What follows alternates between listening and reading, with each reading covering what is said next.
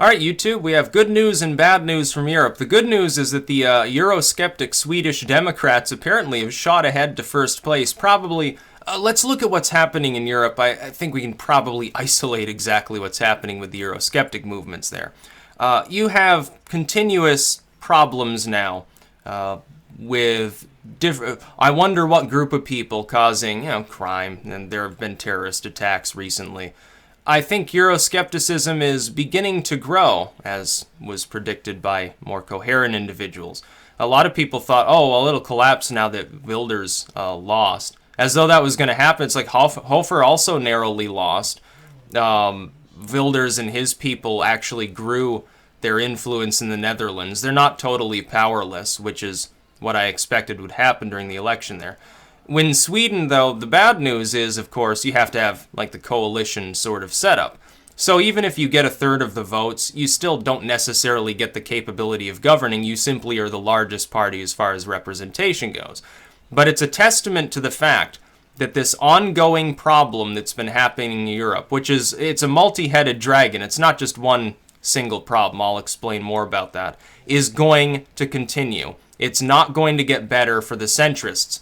Anytime you see the collapse of centrist movements and the rise of what had been considered fringe movements, you're undergoing a paradigm shift. It happens every time. Every single friggin' time. That's exactly what's happening now. You see, Austrian election. Who are the main candidates? A hardline Eurosceptic from a former Teutonic Nazi party named Hofer versus essentially a communist light. What do you see in the Netherlands? Where does Labour go? The sort of center-left collapses completely. The center-right loses power. And the far left ends up the new major coalition partner of the reigning party there, which is sort of the please let's have common sense so-called movement, versus Wilders and some of his allies that are on the so-called far right. If you look to France, you see the rise of Front National as probably, the largest single party there at this point, which are the nationalists, or, civic nationalists of a sort, populists you could call them. The center, again, collapses completely, and on the other side, you've got the far left with Macron and his people rising up.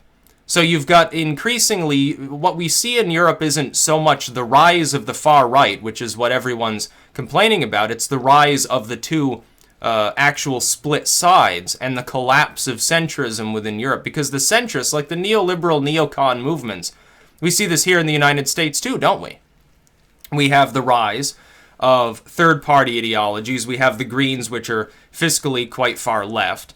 We have libertarianism, which is fiscally quite far right, although socially speaking, they're both more libertarian, sort of tolerant movements. We see the rise of Trumpite populism, and then within the Democratic Party, what do we see? We also see the rise of a far-left candidate who is gobbling up more and more support, is still, to this day, they spoke about this a couple days ago, and they completely ignored the central point. Bernie Sanders is exceptionally popular in the United States, and they were trying to frame it as, oh, Sanders is really popular, Trump is really unpopular. But collectively, that's most of the population is supporting these two poles. It's the Clintons and the Jebs that actually lose out. It's the centrists that decline during these paradigm shifts. You're going to see this increasingly. You're going to see a Europe over the next decade where some countries are taken by far-left movements and some countries are taken by far-right movements. This is the death of the European Union. There's very little that the centrists will be able to do. They can stave it off for a while. They can form their coalitions, and they can suppress the right and suppress the left all they want. And by the way, they've made a huge tactical error. The biggest tactical error, I think, in modern politics. Their suppression is lopsided. If they were equally attempting to suppress both of these sides, fight them off, maintain the center, they might have a chance. But like every other generation in humanity's past, they've made the mistake of being lopsided. Now, in the old days, that meant, look at Nazi Germany, pre-Nazi Germany or something. They primarily, the corporatists there and so forth, they figured, oh, well, Adolf Hitler and these Nazis, yeah, it's regrettable. We'd prefer, the Social Democrats or the Republicans here. But they're more sensible than the communists, so we're going to suppress, the left, and the right rises up and, of course, seizes power. Before that, they had been primarily suppressing the right. That's why it grew. Suppression never works. Censorship doesn't work. When you try to censor something, it spreads more. It's called the Streisand effect if it's on the internet. It's called human tendencies anywhere else. It's just the way that humans operate. When the European media casts off populists, nativists, civic nationalists, state ethno-nationalists, libertarian movements, and all of these things, when they cast them off as taboo and unacceptable, what you've done is give people a reason to investigate their literature and listen to their speeches, and more often than not, it leads them into those movements. That's why they're growing. And they're going to continue to grow. The collapse of the center in the Netherlands looks eerily reminiscent of the collapse of the center in the Weimar Republic. That's what it looks like to me. Britain, same thing.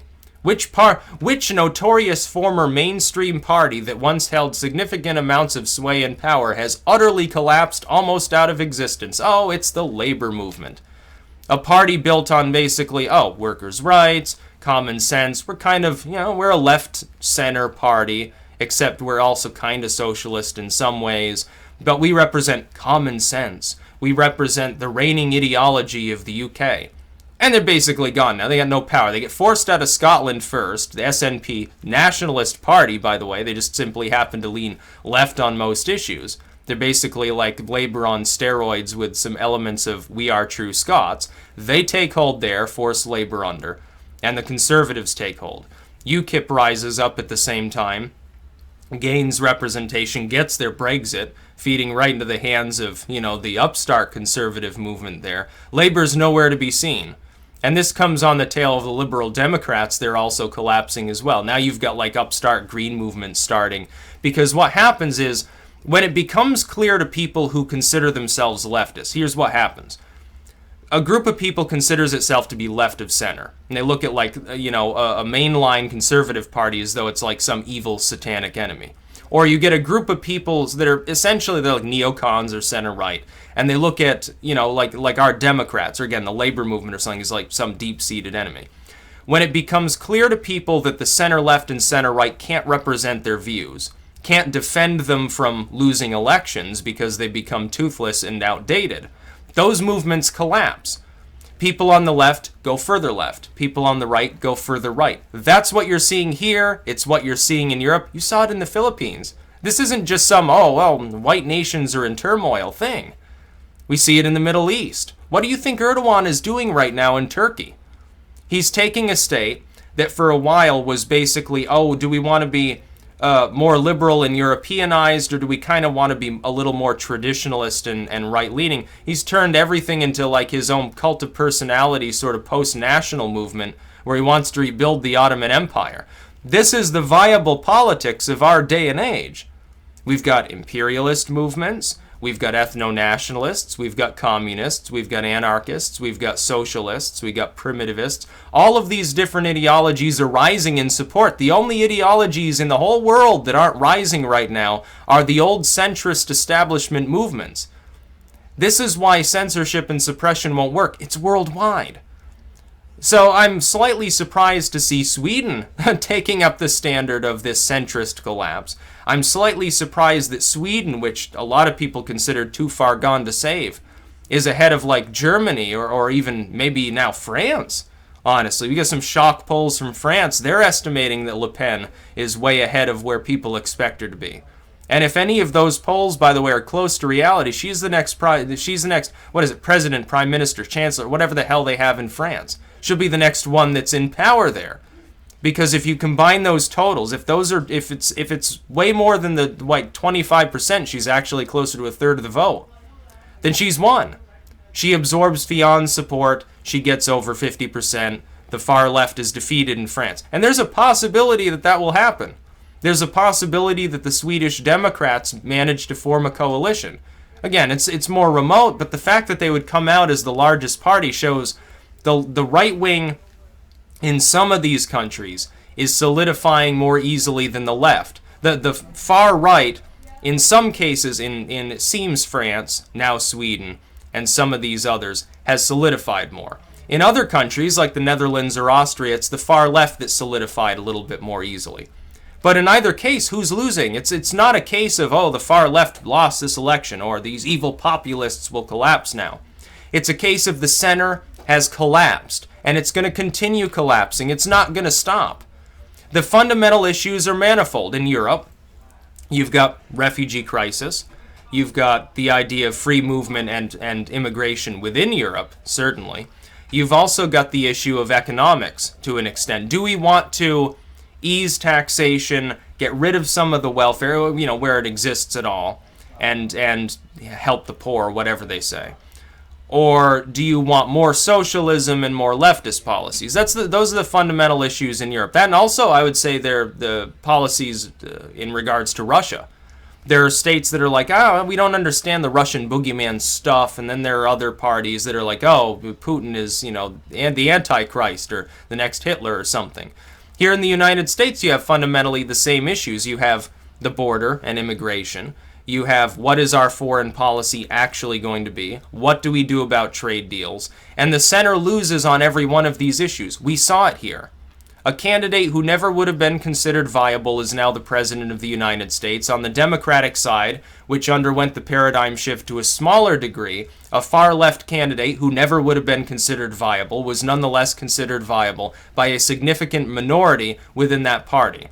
The Green Party gained significant support for the first time in U.S. politics and actually managed to crack 1% in every state. The Libertarian Party approached or exceeded double digits in most of the states in the United States. Again, a formerly non-viable third-party movement. The Constitutionalist Party, which is sort of the fifth wheel, total vestigiality, even they, I think, tripled their support. This is what you have. So I'm not surprised that, like, the Green Party ended up being a major coalition partner with that EU former official's government now in the Netherlands, while Wilders at the same time increased his own populist support by a significant margin. It's not a surprise. It's going to keep happening. As these elections continue, you'll get far-right states and far-left states. They're never going to be able to work together. The EU will begin to collapse. The far left and the far right will take hold here in the United States. If it doesn't cause a civil war, which is now a vague possibility that we should probably be more concerned about than we are. It never looked like a possibility a few years ago. If it doesn't cause states to literally begin antagonizing each other in something reminiscent of the antebellum period, then what you're going to end up getting in the United States is a Democratic Party that goes further left because it has to outmaneuver upstart leftist movements, a Republican Party that leans more towards populism, increasingly begins reforming in that direction. I call it reform because I happen to agree with some of its tenets. A more socially balanced system, actual conservatism in regards to government, the size of bureaucracy, that's fine with me. I don't see that as far right, by the way. I see that as well. They're doing stuff they did like 50 years ago that, economically speaking, at least worked. But you're going to see this continue. I'm not surprised that the center collapsed in Sweden. I am, though, surprised that it looks like the Eurosceptic movement there is actually now more popular than it is in most other parts of Europe. I figured that it would be the far left that would make more major gains there, with the like feminist party or their Islamic political movements or something like that. I guess I was wrong. On that one, I get a little bit of an X. Okay, I failed on that measure. I didn't expect Sweden to move that quickly. And it could be that this one-off poll is wrong. But it does make sense. Yeah. And when you look at the attacks happening all over Europe, you can see why. And when you look at the fact that the immigration issue there hasn't even really been addressed by the centrists, I wonder why people would be a little bit pissed off at them. That's about all. Peace out.